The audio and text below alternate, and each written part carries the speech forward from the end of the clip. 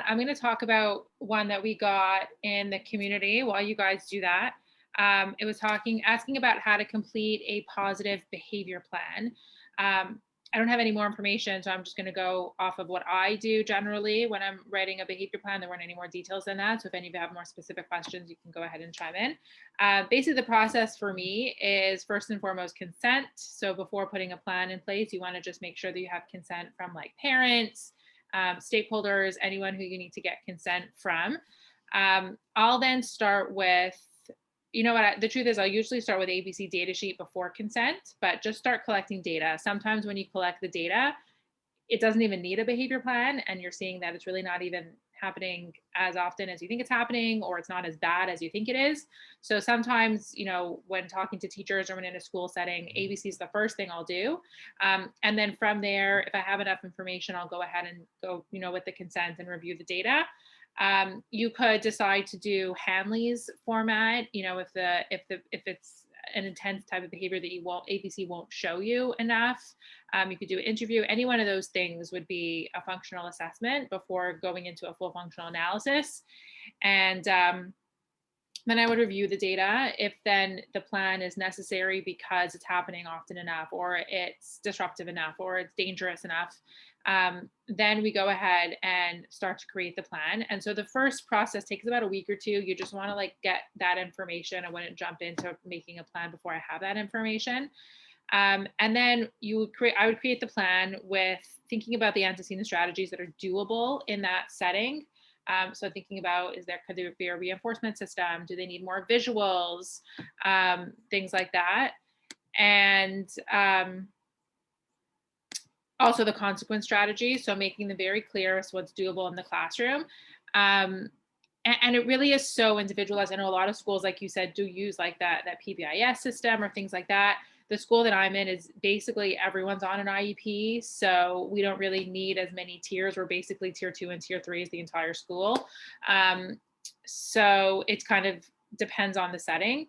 So most of the students I work with usually have reinforcement systems and visuals and things like that. So if they're needing a behavior plan, it's more about the consequence strategy. So what to do when, making sure everybody's safe, those things, making sure everybody's trained in those strategies, because what seems kind of not simple, but doable for us is really not necessarily doable for the rest of the team. So before putting that plan in place, training them on those consequence strategies, making sure they know the difference between a prompt and a restraint, when seclusion is allowed, when it's not allowed, how physical you're allowed to get with a student. That's very dependent on where you are, making sure all that's really, really clear.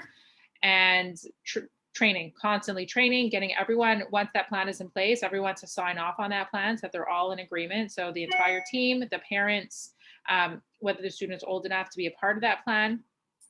And then choosing an ongoing data collection that's going to give you information as to whether this plan is working, and something simple, keep it really simple, because that's really all the information that you want. Is this working or not? We may not need, tons of data points and tons of frequency information.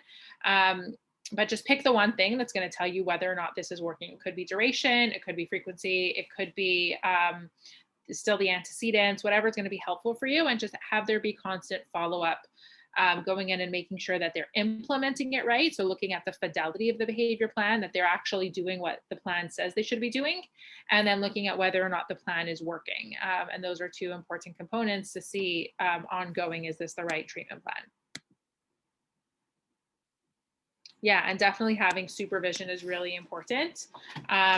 Don't do anything that you're not comfortable with. There are plenty of people out there who can help you put these plans in place, or can help you just figure out how to do that. It really is there's so many components of behavior analysis as we get trained. There's the home autism program, there's the school program, there's the behavior management. There's so many little different bubbles, and you may be trained in one and not the other. And they really are very different. They don't always, carry over in terms of what your skills are.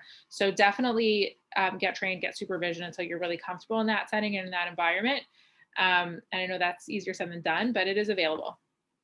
Okay, don't laugh at me, but I used to practice in front of a mirror, all the different little components. So when I was first learning ABA, I was practicing just being a therapist in front of a mirror. But even with an FA, I do FAs, but I don't do them enough. I probably do them, I don't know, 3 times a year. So I'm not. I can do them. I'm just not fluent. So before I do an FA, I'm still reading my notes over, and I'm still making sure, oh yeah, yeah, oh yeah, of course. And just a quick refresher. That's me, 20 some odd years experience. I'm still reading over my notes. So make sure you're doing that. I love that someone else practices in front of a mirror too. Yeah, the very first time you do an FA, it can be really intimidating. So I actually took my notes, printed them off, and actually was like, okay, so I pretend to read a magazine like this. Okay, so that's the attention one. Okay, I got it. Okay, so when they do this, okay, I'm gonna practice. And then my poor husband would jump in with me, and I'm like, okay, you've got to do this. And he's like, well, what are you talking about? But it was, and why are you attending to the behavior when I do that, is what he would ask me. But yeah, practice. If you don't have anybody else to bounce those ideas off and get fluent, practice, practice, practice by Yep. yourself. I get plenty of practice with my kids. Ignoring the behavior is like, I'm good.